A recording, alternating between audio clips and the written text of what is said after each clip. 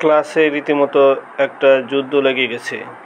বিশ্বকাপ ফুটবলের সময়গুলোতে বাংলার ক্লাসরুম, চায়ের দোকান, লাইব্রেরি থেকে শুরু করে পাড়ার ঘরে ঘরে একটা যুদ্ধের আবহ বিরাজ করে।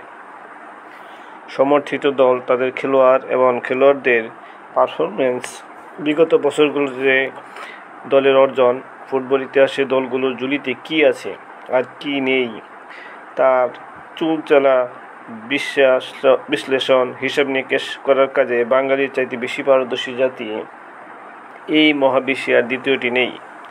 ক্লাসরুমের যুদ্ধটারও চিরচেনা বিষয়বস্তু ব্রাজিল বনাম আর্জেন্টিনা। তর্ক বিতর্ক হলে তো তাও ঠিক ছিল। এসব যুদ্ধ ঠাট্টা মশকরি থেকে শুরু করে একেবারে হাতাহাতি, এমনকি ধস্তাধস্তি পর্যন্ত গড়ায়। ক্লাসে এই মুহূর্তে হচ্ছেও তাই। দুপক্ষের সমর্থকদের একে অন্যকে নিয়ে ঠাট্টা মশকরিতে পরিবেশটা খুবই বিদঘুটে হয়ে দাঁড়িয়েছে। আর্জেন্টিনা সমর্থকরা তাদের দুবার বিশ্বকাপ জয় ও নিকট অতীতে ফাইনালিস্ট হওয়ার গল্প ফাঁদতে ব্যস্ত। অন্যদিকে ব্রাজিল সমর্থকরা নিজেদের 5 বারের বিশ্বকাপ ট্রফি জয়ের গল্প বলতে বিগত বছরগুলোর ব্যর্থতা লুকাতে মরিয়া। কিছু আছে জার্মানির সমর্থক, এরা আকারে ইঙ্গিতে আর্জেন্টিনার দিকেও ডলে বলে মাঝে মধ্যে। অন্যদিকে হাতে গোনা কিছু পর্তুগাল সমর্থকরা যেন চোখ মুখ বন্ধ করে ব্রাজিলকে তাদের সেকেন্ড হোম মনে করে। এই বিতর্ক মাঠ, ক্লাস আর চায়ের আড্ডা ছাপিয়ে জনজীবনে একটা বিব্রতকর পরিস্থিতি সৃষ্টি করেছে ইতিমধ্যেই। কড়া রোদের মধ্যে ফারুক সাহেব অফিস থেকে ফিরছেন। বাইরে তাতানো গরম, দরদর করে ঘামছেন তিনি। মধ্যবিত্ত সংসারে গাড়ি টানতে হয়। মাঝে মধ্যে কিছু পথ রিক্সায় চড়ে আসতে মন চাইলেও শরীর সায় দেয় না।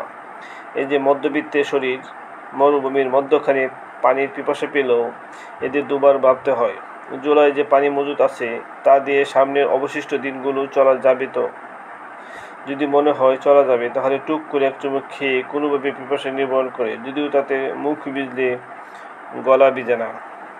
ঘরে পা দিতেই ফারুক সাহেবের স্ত্রী সাজিয়ে বসেছেন অভিযোগের পসরা। ছেলে নাকি শখ জেগেছে এই মহল্লার সবচেয়ে বড় পতাকা ওড়ানোর। মধ্যবিত্ত বাবার উচ্চবিত্ত সন্তান নিজের যত কষ্টই করুক, ছেলে পেলে শখ আহ্লাদ পূরণে ঘাটতি হলে কেমন যেন একটা অপরাধ বোধে ভোগেন এই শ্রেণীটা। নিজের শার্টের কলারে সুতো উঠে গেলেও সন্তানের শখ পূরণে তারা মোটেও অসচ্ছল নন। ঋণ করে হোক কিংবা শরীরের রক্ত বেঁচে সন্তান যখন কোনো কিছু চেয়েছে, দিতে তো হবেই। এই দেওয়া নেওয়ার মাঝখানে মধ্যস্থতা করে একটি দীর্ঘশ্বাস। ফারুক সাহেব সেই দীর্ঘশ্বাস ফেলে গোসলে ঢুকে পড়লেন। খাওয়া দাওয়া সেরে ছেলের রুমে এসে ঢুকলেন তিনি। জানালার গ্রিল ধরে দাঁড়িয়ে আছেন আবির। চোখ তার রাজেশদের বাড়ির ছাদে। রাজেশ জার্মানি সমর্থন করে। একটা বিশাল সাইজের জার্মানির পতাকা সারাদিন পতপত করে উড়ে ওদের ছাদটায়। পতাকা নিয়ে রাজেশের সে কি বড়াই। ক্লাসে তর্ক বিতর্কের মধ্যে একদিন মঈনুদ্দিনের সাথে বাজি ধরে ফেলে সে, কি কার চাইতে বড় পতাকা ওড়াতে পারে। সেই দিনই নাকি ওর বাবা ওকে মকবুল কাকার দোকান থেকে সবচাইতে বড় জার্মানির পতাকাটা কিনে এনে দেয়। আবির জানে তার বাবা রাজেশের বাবার মতো নয়। সে বলল আর কিনে দেবে, এমনটা কখনো হবে না। কিন্তু কেন তার বাবা এরকম? রাজেশের বাবা মাইনুদ্দিন, সাকিব আর রানাদের বাবা তো একরকম নয়। ছেলের পিঠে আলতো করে হাত রাখেন ফারুক সাহেব। চমকে ওঠে আবির। পিছনে ফিরে দেখে তার বাবা দাঁড়িয়ে। কি ভাবছিলে? কই কিছু না তো। কিছু তো বাবা হচ্ছে, পতাকার কথা বুঝি। দ্বিতীয়বার চমকে যায় আবির। বাবা কি তাহলে কোনো কিছু আঁচ করে ফেললো? কিন্তু পরক্ষণে বুঝতে পারে সে, বলে মা বলেছে। কোন পতাকাটা চাই তোমার? খুশিতে উৎফুল্ল হয়ে ওঠে আবিরের মন। এত সহজে বাবা পতাকা কিনে দিতে রাজি হয়ে যাবে তা তো স্বপ্নেই বাবা যায় না। কি আবল তাবল এতক্ষণ ভাবছিল সে বাবাকে নিয়ে, তা মনে পড়তে নিজেকে ধিক্কার দিতে মন চাইল। আবার আর্জেন্টিনা সবচেয়ে বড় পতাকাটা চাই বাবা। বেশ, কোথায় পাওয়া যাবে এটা? মকবুল কাকার দোকানে। মকবুলের দোকান? ওটা তো মুদির দোকান। ওই দোকানে পতাকা বিক্রি হয়? মকবুল কাকা এখনো পতাকাও বেচে বাবা। ওই দেখো রাজেশদের সাথে কত বড় একটা পতাকা উঠছে। ওটা তো মকবুল কাকার দোকান থেকেই কেনা। ফারুক সাহেব জানালার বাইরে দৃষ্টি ফেলে রাজেশদের ছাদে উঠতে থাকা পতাকার দিকে তাকিয়ে বলেন, তাই তো দেখছি, কিন্তু ওখানে যে পতাকা পাওয়া যায় আমি তো জানতাম না। পিতার পুত্র উভয় দৃষ্টি ওই বিশাল সাইজের জার্মান পতাকার দিকে। রং বেরঙের ওই পতাকায় চোখ ফেলে আবির আঁকছে এমন একখানা পতাকা উড়ানো শব্দ, আর ফারুক সাহেব করছেন অনাগত মাসের খরচের খসড়া। তাকে পরের মাসেও নতুন করে দাঁড় জড়াতে হবে। কার কাছে হাত পাতা যাবে সেই চিন্তায় তার মন এখন থেকেই বিপন্ন। বাবা মৃদু স্বরে ডাক দিয়ে, আবির, বলো বাবা, আমি কি পতাকা উড়াবো না? হ্যাঁ, অবশ্যই উড়াবি। তাই? থ্যাংক ইউ বাবা। গুনে গুনে 2000 টাকা ফারুক সাহেব আবিরের হাতে দেয়।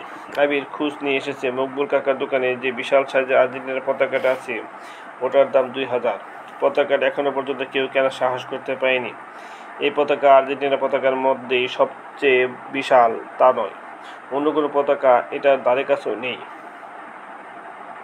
তার মানে আবির যদি এই পতাকা কিনতে পারে, তাহলে সে তো আর্জেন্টিনার সমর্থকদের মধ্যে সবচেয়ে বড় পতাকাটা উড়াবেই, সাথে অন্য সকল দলের মধ্যে আবির হয়ে উঠবে অপ্রতিদ্বন্দ্বী। এমন একটা অর্জন আবিরের হাতে যাচ্ছে, তা ভাবতে আবিরের যেন চোখ দিয়ে পানি এসে যায়। কালকে ক্লাসে গিয়ে সবার সামনে বুক ফিরে সে যখন তার পতাকা উড়ানোর গল্প বলবে, তখন সকলের চেহারায় যা অবস্থা হবে তা ভেবে আবিরের এখনই হেসে কুটি কুটি হচ্ছে মন। আবির মকবুল কাকার দোকানে এসে দাঁড়ালো। অনেকগুলো ছেলেপিলে এখানে পতাকা কিনছে। 100-150 টাকা দামের পতাকা, সেগুলো আর কতই বা বড় হবে, বড় জোর 2-3 হাত। কিন্তু আবির যেটা কিনছে সেটা হলো দেখার মতো পতাকা, 42.5 হাত লম্বা।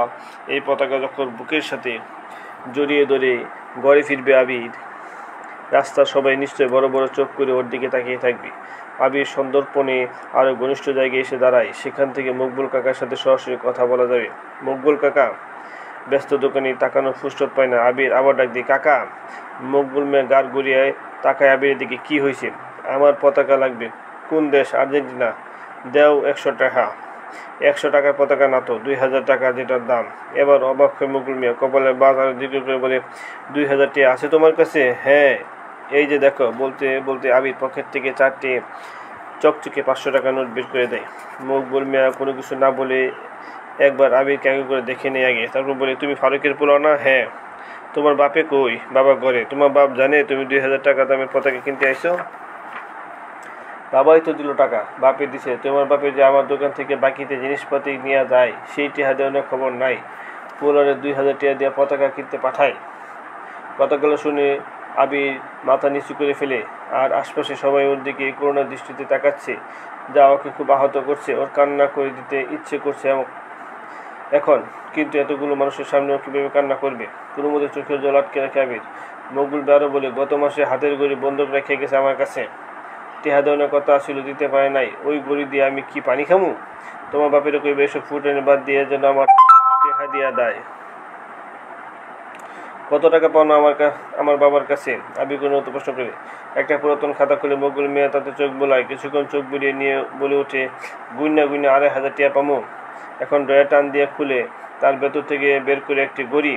এই গড়ি আবির চেনে, তার বাবা গড়ি এটা। বাবাকে সবসময় পড়তে দেখেছে, কিন্তু এই গড়ি যে বাবা কখনো এখানে বন্ধক রেখে গেছে তা আবির জানে না। বাবার হাতের দিকে কখনো সে ওভাবে নজর দেয়নি, হয়তো তাই বুঝতে পারেনি। গড়িটা হাতে নিয়ে মকবুল বলে, এই দেখো, এই গড়ি রেখে গেছে তোমার বাপে। কও তো, এই গড়ি বেচলে কি 2,500 টাকা পাওয়া যাইব? আবির কিছু বলে না। উপস্থিত পাড়ার অন্য ছেলেদের সামনে অপমানিত হয়ে সে যেন একখানা পাথরে পরিণত হয়েছে। যদি এক দূরে এখান থেকে পালানো যেত, যদি আর কোনোদিন এই তল্লাটের এই মকবুল কাকার দোকানের আশপাশে তার না আসতে হতো, যদি সে নিজেকে লুকাতে পারত উপস্থিত এই ছেলেদের শ্লেষ ভরা দৃষ্টি থেকে, তাহলে কতই না সুন্দর হতে পারত পৃথিবীটা। হাতে টাকাগুলো আবির মকবুল কাকার দিকে বাড়িয়ে দিয়ে বলে, কাকা, আমার পতাকা চাই না। বাবা তোমার কাছে দেনাই আটকে আছে, এই টাকা দেনা পরিশোধ হিসাবে রেখে দাও। ফারুক সাহেব ছাদের রেলিং ঘেঁষে দাঁড়িয়ে আছে, দৃষ্টি অদূর পানে। দূরে কতগুলো পাখি উড়ে যাচ্ছে, শরতের আকাশে ছোটাছুটি করছে কয়েক টুকরো মেঘ।